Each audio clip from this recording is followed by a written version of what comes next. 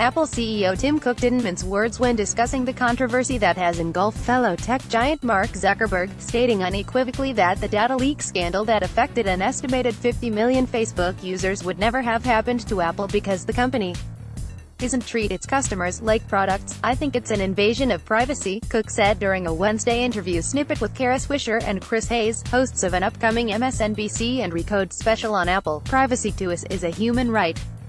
It's a civil liberty, and is something that is unique to America. This is like freedom of speech and freedom of the press, and privacy is right up there for us." When asked what he would do if he were in Zuckerberg's position, the Apple CEO quickly answered, "What would I do? I wouldn't be in this situation. We could make a ton of money if we monetized our customers, if our customers were our product," Cook said.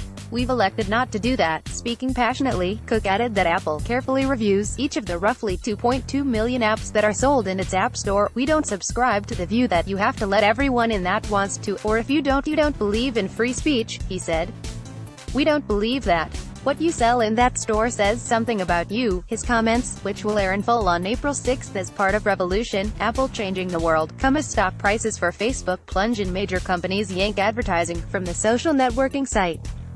A lawsuit and congressional inquiry are also pending regarding the work of Cambridge Analytica, the upstart analytics firm that covertly mined Facebook users' data and allegedly used the information in an attempt to influence political elections for clients, including Donald Trump's campaign. On Monday, the Federal Trade Commission announced it had opened a non-public investigation into the privacy and data practices of Facebook for the breach.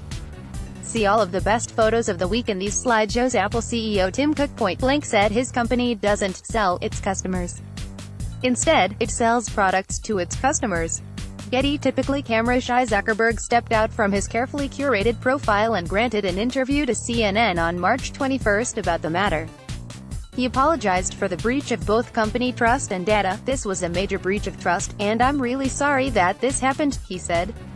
"You know, we have a basic responsibility to protect people's data, and if we can't do that, then we don't deserve to have the opportunity to serve people.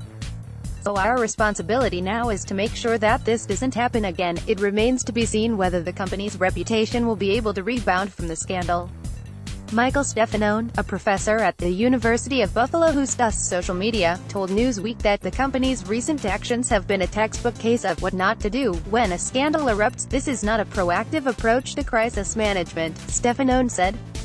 Not surprisingly, Facebook's initial response was similar to other large corporations who have experienced massive data breaches: silence.